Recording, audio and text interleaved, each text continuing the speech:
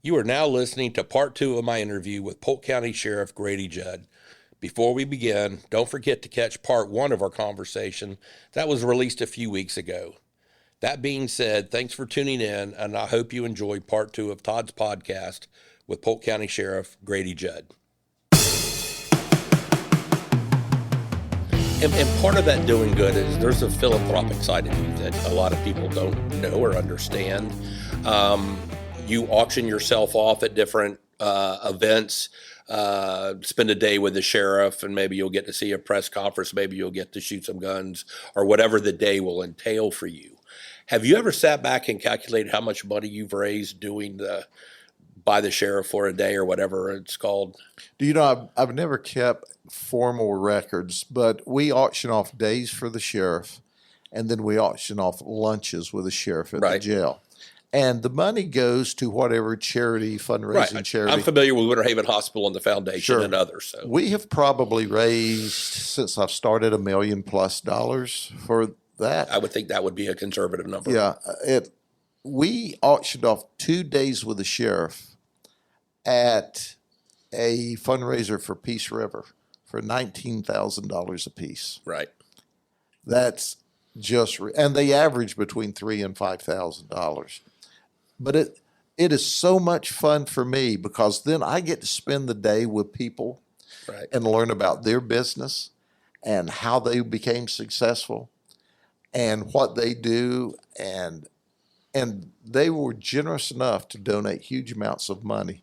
We also raised a lot of money for the SPCA and Winter Haven Foundation, Hospital Foundation. So it is exciting to me to be able to help. Well, you've also got your Polk Sheriff's Charities. I do. I mean, I've given to that as well. Yes, sir. And tell us what you do with that money. Todd, we started Polk Sheriff Charities back when Matt and DOG were shot and killed. Correct.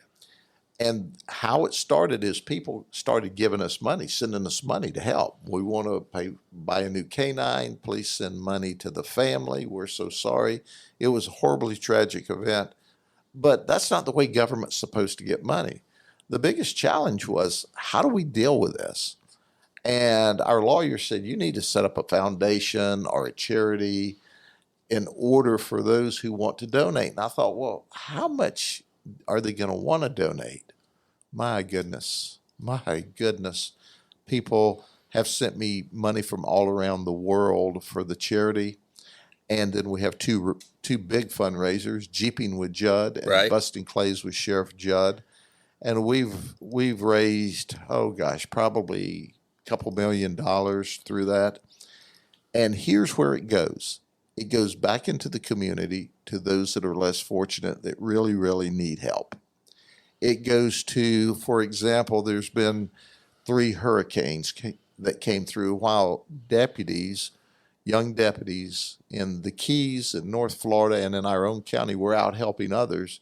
Their homes were totally devastated. But they had maybe a $5,000 or $10,000 deductible. They couldn't afford all of that. So we would help the deputies who were helping the community. We have a system set up.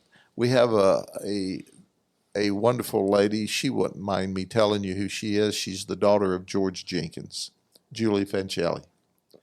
Julie called me to the house one day. She said, Grady, I have a foundation and I want to help. I want to do good. And she says, I do a lot of things, but I want to do something for you. And we discuss ideas. As a result, Julie Fancelli donates money to the charity, and it's earmarked specifically called Emergency Funds for People in Emergency Need. So all of my lieutenants have a credit card. So when my deputies go out tonight on a call, and they go, gosh, there's no diapers, there's no milk in the refrigerator, there's no food. No formula. There's no formula. We go out immediately in the middle of the night with that credit card and buy. And then we send a little note back and stack them up, and I send them back about once a year to Julie's foundation to show what we've done. We go to houses and we see they're roach infested. We call and have someone come, an exterminator, and spray. Then we tie these folks into long-term help through United Way or through other charities. At the end of the day, we do things different. We deliver customer service different. But once again, it all started with us doing philanthropic work in the community, and Julie saying, well, let me help you. And you know what she told me? You keep doing this work and you'll never run out of money. Yeah. And our goal is we're very conservative with it. We don't waste it. We make sure there is a legitimate, accurate need.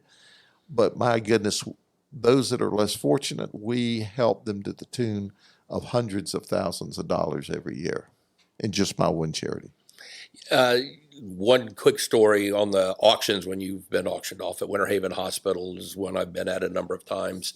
And one time they auctioned off a couple of Labrador puppies. Yes. Before they got to you. Yes. And I saw you the next morning, I think at a gender review down at the county. And I said, well, how'd it go? And you said, man, it was a struggle. He said, don't ever follow a bunch of lab puppies. You always want to go on first. And I've always thought that quote was hilarious. After that night, we struggled to raise more money for me than we did the lab puppies. I told them, don't ever auction me after a dog or anything to do with children's portraits or anything cute. Anything cute. Children or dogs, they always raise more money. But it is so much fun to do that. Yeah. And it is really exciting. Do you remember Butler that used to be the artist here? Yeah, Robert Butler. Robert Butler.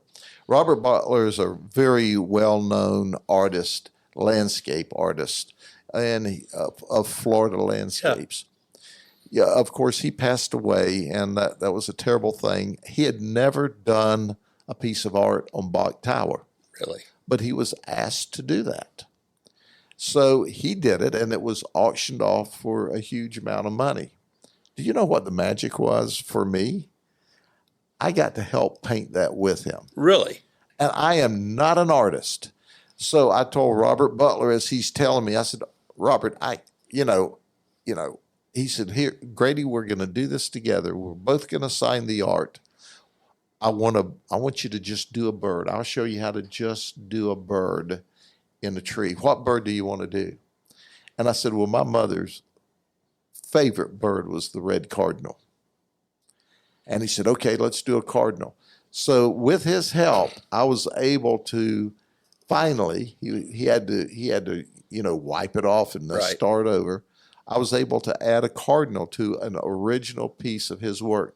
Well, he passed not long after that, so I think that's the last piece that he did. And I feel so honored to do that. And of course, it auctioned off for a lot of money. Right. Part of what people know about you are your quotes that you do at certain press conferences. And I've asked some folks around here. I was at the Florida Association of Realtors earlier. I said, what's your favorite quote?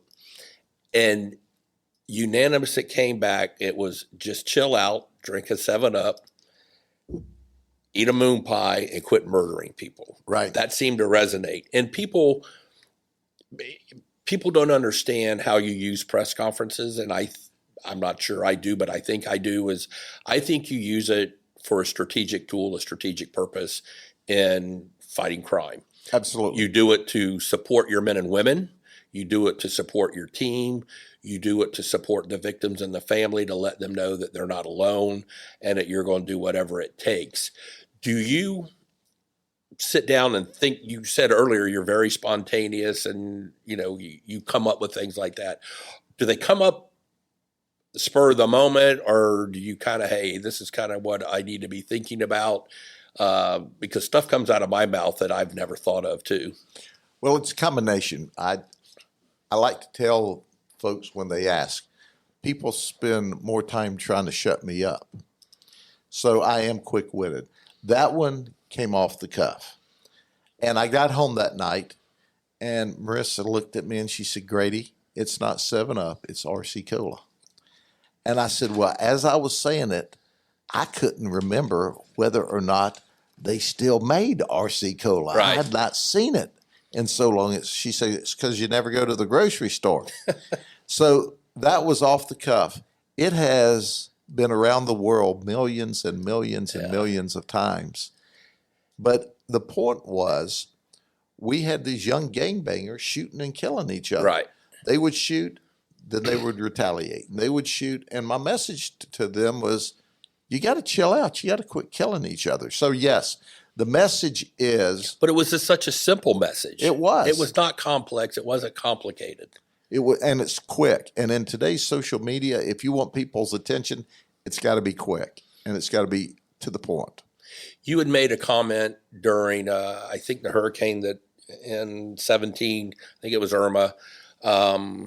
We were at, the EOC during a lot of those things and getting briefings. And you had made a comment about not wanting to allow sexual predators, offenders into the shelters. Right. And you got a lot of blowback from people. And the next day you said, well, let me clarify. We got a place to put them at the jail. I mean, you can say that. We'll give them food. We'll give them water. We'll release them when they go if they come in from the outside. But I am not going to put a person with this record next to women, to children. And people didn't understand it was to protect the women and children and the people in the shelter against the other folks. No, that is absolutely, totally accurate. And I don't know if people misunderstood it or they were just idiots. But I didn't back up from that. No. You're not going to be a sexual offender and come into one of our shelters. Right. Period. Now, no one was asking the question before. Now, other people who want to be politically correct open a totally different shelter for them. Right. Well, you don't get that. But I told them, and we had it, and people showed up. We took them to the county jail. We didn't lock them up with the criminals. Right. We put them in administrative offices because I don't want them to get blown away in a hurricane, but they're certainly not going to sleep on a cot next to children and people who have no idea that they're perverted sexual predators and offenders that have either served their time and are out on probation someplace. So at the end of the day, there was a lot of snorting and stomping about that, but we talked about it. Yeah. They must have misunderstood what we were saying here. So we did go back and correct it and said, do you understand? We got a place for them out of the hurricane. They're just not going in these shelters. And once the explanation, the correction came out, it stopped. It stopped. From what I remember, it stopped. You're exactly It's right. like, well, that makes perfect sense. Right. It's like, well, you just didn't take the time to absorb the message that he gave in the manner that he gave it. Absolutely. Todd's podcast is sponsored in part by SVN Saunders Ralston Dantzler Real Estate. Since 1996, the firm has offered unrivaled brokerage services throughout Florida, Georgia, and Alabama. With over 90 expert advisors throughout the region, our team has the knowledge and resources to help clients realize their most ambitious real estate investment goals. When you choose SVN Saunders Ralston Dantzler Real Estate, you have access to a diverse suite of commercial and land services, including forestry consulting, land management, auctions, property management, commercial leasing, and negotiating conservation easements. If you're seeking to invest in land or explore commercial real estate opportunities in the Southeast, contact us today at svnsaunders.com or call 877-518-5263 to connect with an advisor today.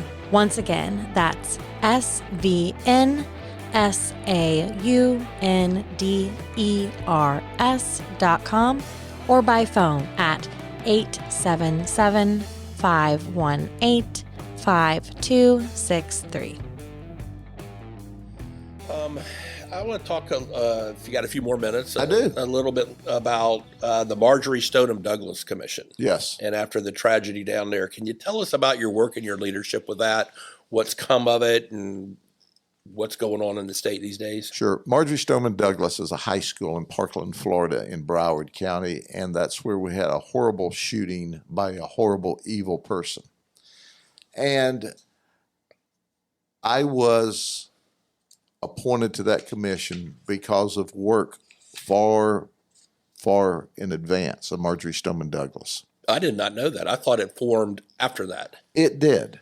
But my work is what got me appointed to the commission. Gotcha. Okay. We started a Sentinel program where we put well-trained civilians through training, extensive training with firearms. In fact, they had to qualify at 5% higher than to be a certified police officer, and they had to go through more hours of training as it related to firearms to be a certified police officer.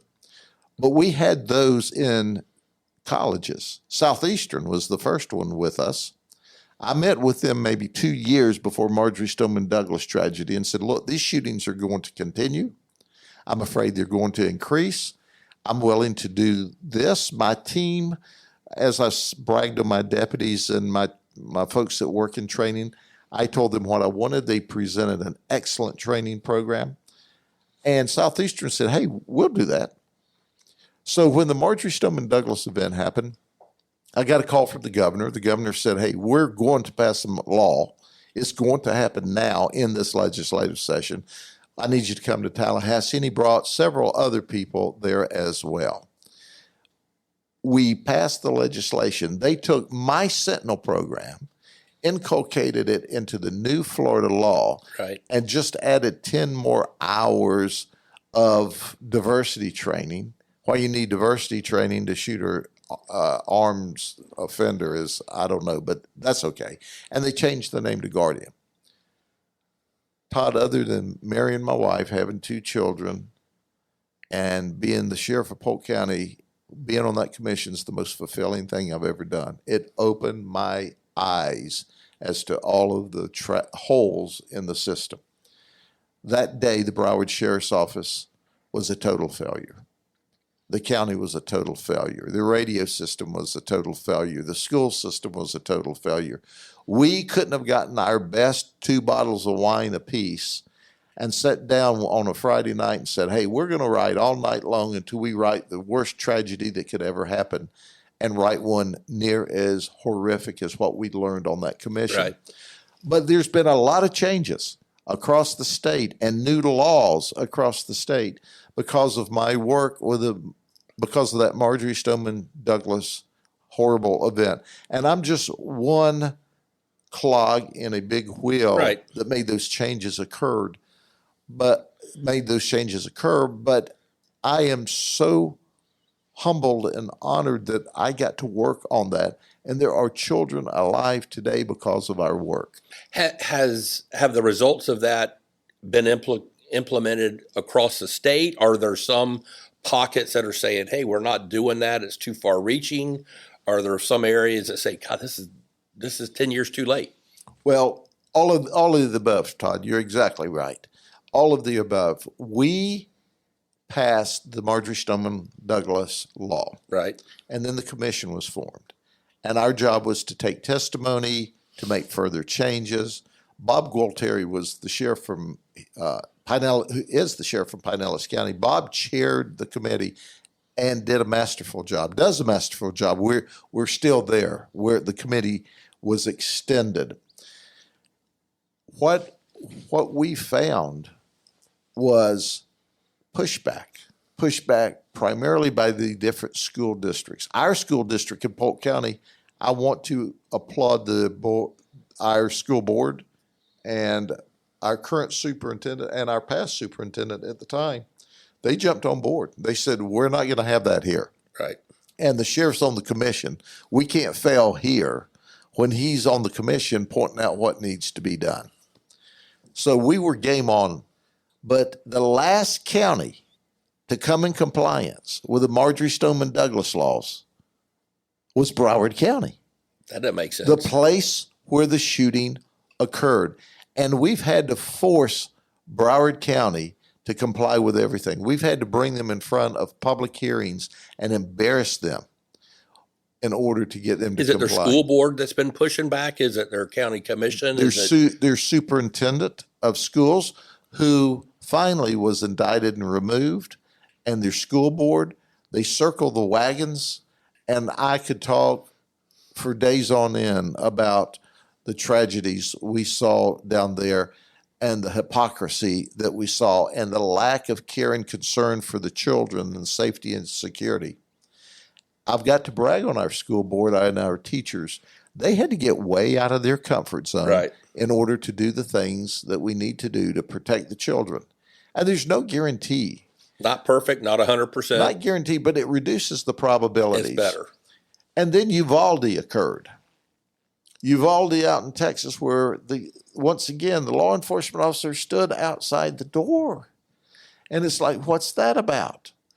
And at the end of the day, I'm telling you, you cannot appreciate how prepared we are in Florida, and especially in Polk County, until you look around the nation. I say this subjectively, but there are more school districts and police agencies around this country that are not prepared for the next active shooter than are prepared for the next active shooter. But that makes no sense to me. None at all. None at all. And we have received overwhelming support from the parents of the children. And so we've got the parents of the children saying, do it, do it, do it. And we've got some people in the bureaucracies of county government, school board government across the state and the nation pushing back. It's the craziest thing that I've ever seen. But I do have to brag on my wife one more time. You can brag on her all day long. Uvalde's on the national news. I'm mortified by what I see. It's horrible. She looks over at me as we're watching a protracted evening news about the horribleness of it. And she said, you know what? She says, trained law enforcement officers stood outside that door and didn't go in. She looked at me and said, if you ever stand outside that door and don't go in, don't ever come home again. Now, that's a powerful message from a mama. Yep. And I said, you don't have to worry about that. I would rather be dead on the floor with the children than not go in. Right. And it's that meaningful to me to protect the children at all costs. So I've had the opportunity also to work some nationally on the project. But the problem is there's this total denial that it's not going to happen here. Right. But once it does, it's too late. Right. And I can't speak well enough of then Governor Rick Scott, the Florida legislature, the Marjory Stoneman Douglas Commission, and all of the men and women that worked hard and the community that supported us. But it didn't occur without a lot of stress. But our children are safe, and it's worth it all. Hello, everybody. This is Congressman Scott Franklin. I'd hope that you'd join me and Todd Dantzler as we discuss the issues that are relevant to us all nationally and here on a more local level on his podcast. So please join in and listen to us. Been here for a while. If you got just a few more minutes, Sure. We can take a break if you need, or I'm good. Push on. I spoke to Jim Freeman, who I mentioned. He was our county manager for 9-10 years. And I said, you know what, tell me some things to talk about with Sheriff Judd. And he had mentioned the new Sheriff's Operations Center, the jail expansion, the new Northeast Regional Command, the Northwest Regional Command, the booking center, the upgrades, the training, the helicopters that we bought. It looks like you came in and you had to modernize your agency. And you had to bring in capital improvement dollars to bring up the facilities and the physical plant, plus modernize a lot of things. I've been to your budget presentations. They're a work of art. I would encourage people to look at them. But they are so important how you get your funding to take care of the safety and welfare of our citizens. What was it that you saw when you came in and say, we are really have a deficit here? How do things get risen up in your hierarchy to say, hey, this is a priority now? Sure. The first thing we had to do when Sheriff Crow came in was improve the service delivery to the community and improve the training and create stability. That took years to do. Historically, because I've been there 51 years, I remember back in the day, they built a new mosquito control. And they gave the sheriff the old mosquito control. So They built a new fleet service. They gave the sheriff the old mosquito control. Said, here, put your fleet here, put your warehousing here, put your Southwest District here. You can have the old fleet. We got the hand-me-downs of everything. Right. The Board of County Commissioners was not good to us since the 1960s. Then Sheriff Crow worked to add people and add education and experience. The Board of County Commissioners responded to that, for which we were grateful.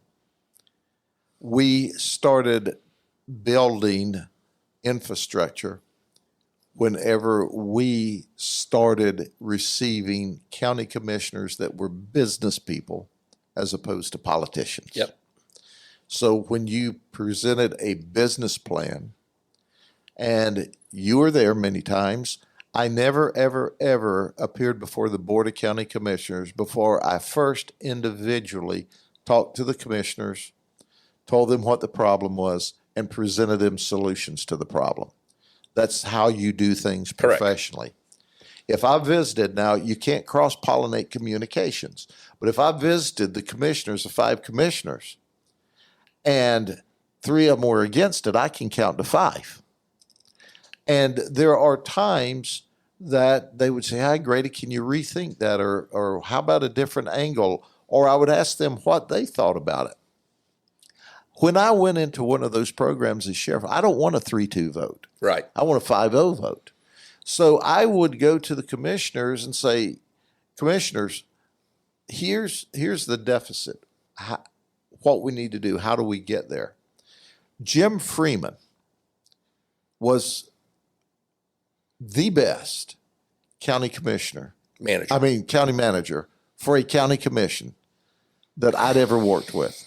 He had vision. He had patience. He was brilliant.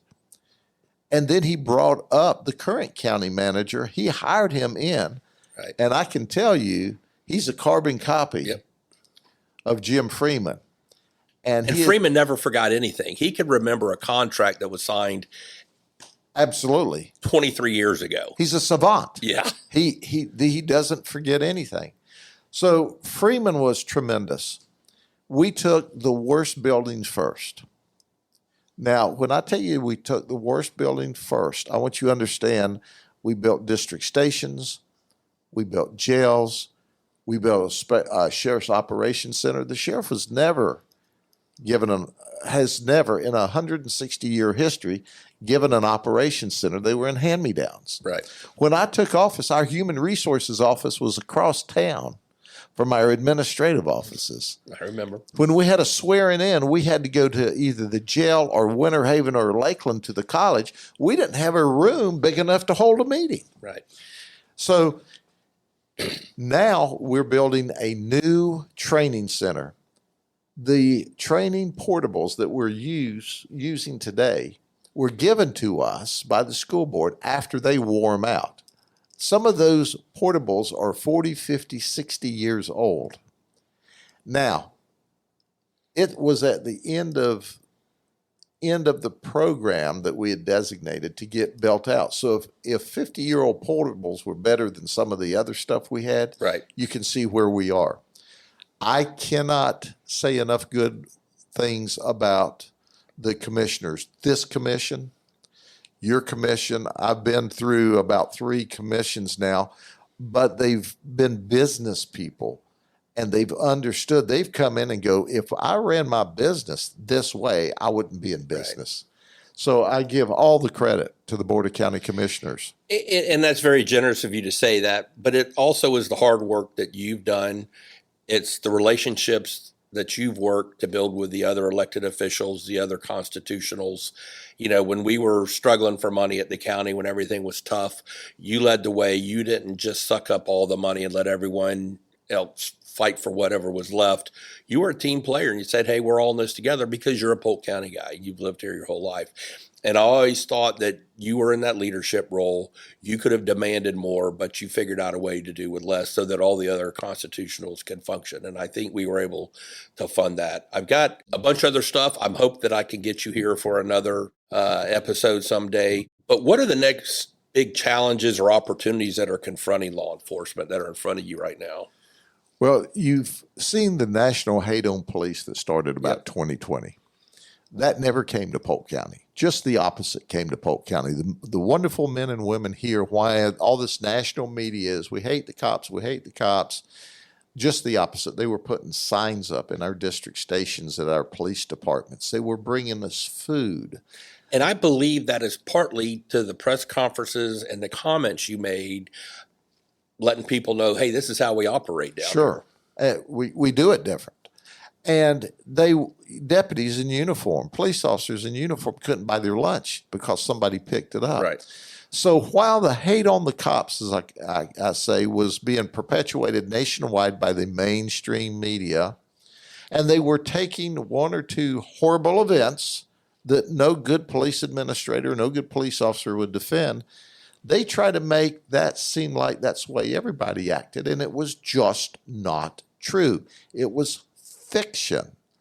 So at the end of the day, we didn't suffer that here because of this wonderful community. But let's move forward. What happened is our crime's at a 51-year low. People are scared because I call it the wokeism of the criminal justice system, where they are not holding people accountable in California, New York, and New Jersey, and Michigan. The baby boomers are starting to retire. They're going online through social media. They're researching. And I have people every week tell me, we came to Florida because of Ron DeSantis. We came to Polk County because of Grady Judd. We want to be safe. We want to feel safe. We want to thrive. We want to enjoy retirement. We want to raise our kids here. We don't want to raise them in that mess. We want to start a business. That's why we're the fastest growing county in the state and the 7th fastest growing county in the nation. And that's our current challenges, is we've had 80,000 people move in this county in 3 years. If this year the projections hold, we're going to have about 30,000. That's 110,000 new people. What is your ratio of deputy to population? Ours is 1.52. The average police ratio is 2.22. So when I open the budget presentation, I tell the commissioners every year, well, I'm saving you up front. You know, if I just asked for the average amount of deputies, I'd need like 450 more at $60+ million. Right. But I don't need that, because it's how you allocate your resources, how you plan your strategy, and how you fund. That's what works. So I try to save the taxpayer as much money as I can and provide the best service. Well, I can do that because I hire the best folks, we give the best education, and we save a lot of money. But this business is expensive. And I told Sheriff Crow back in the day, we used to get beat up about, this big budget. I said, Sheriff, go up front, say we run wide open, 24 hours a day, 7 days a week. At 5 o'clock in the afternoon, a few secretaries go home. Right. That's all. And tell them, and it's darn expensive, but what's your life worth? Never at a scene of emergency have I had anyone question me about how much did that fire truck cost? How much does that deputy's car cost? You know what? We're here to make a positive difference. Together, we all donate, or we don't donate, we pay taxes. Right. And then we elect people to wisely use those taxes to keep them safe so they can thrive and feel safe. And that's what this Board of County Commissioners, and why I've been sheriff, they've done that. And we've done that. So is it cheap to run law enforcement and detention services? No, but I'm doing it as inexpensive as it can be while you're enjoying a 51-year low crime rate. Well, Sheriff, I can't thank you enough for your time today. We're going to go ahead and wrap it up here. I would love to have you back again, maybe to talk about some policy or some other issues, and get your opinion on them. But you've been more than generous with your time. Can't thank you enough for your dedication to the safety of the Polk County residents. Can't thank you enough for your wife's keeping you under control and giving you a place to decompress when you go home. the professionalism of your team from the top all the way to the bottom. And I just want to thank you very much for all you do for us. Well, it's my honor to be your sheriff, and I appreciate the community that supports us and our county commission because, quite frankly, without an awesome county commission that funds it, I can't play music if I'm not given any instruments. Right. And they give us the instruments to play the music. Okay. That was Grady Judd, Polk County Sheriff. I want to thank you again. Thank you, Eli, and thank you for listening. And we'll be back next time. Thank you for listening to part 2 of my interview with Polk County Sheriff Grady Judd. In case you missed it, we released part 1 of this episode a few weeks ago. In the first half of the interview, we discussed the early life of Grady, his high school years, how he was motivated to one day become the Polk County Sheriff, and a little bit of his personal life. So I hope you'll take a listen. If you enjoyed this episode, please tune in next time where I will interview 3-time Olympic gold medal winner Rowdy Gaines, a high school friend. We'll talk about his career in high school, how he got started in swimming, his rise up through the ranks in his gold medal winning years, and his career after that. As always, don't forget to rate, review, follow, and subscribe to Todd's podcast on your favorite podcast app. If you have any questions for me or any suggestions for future guests, please call or text our number at 863-288-0944 or visit todddantzler.com. Again, that's 863-288-0944 or visit my website, todddantzler.com. I look forward to hearing your questions and feedback, and please take care.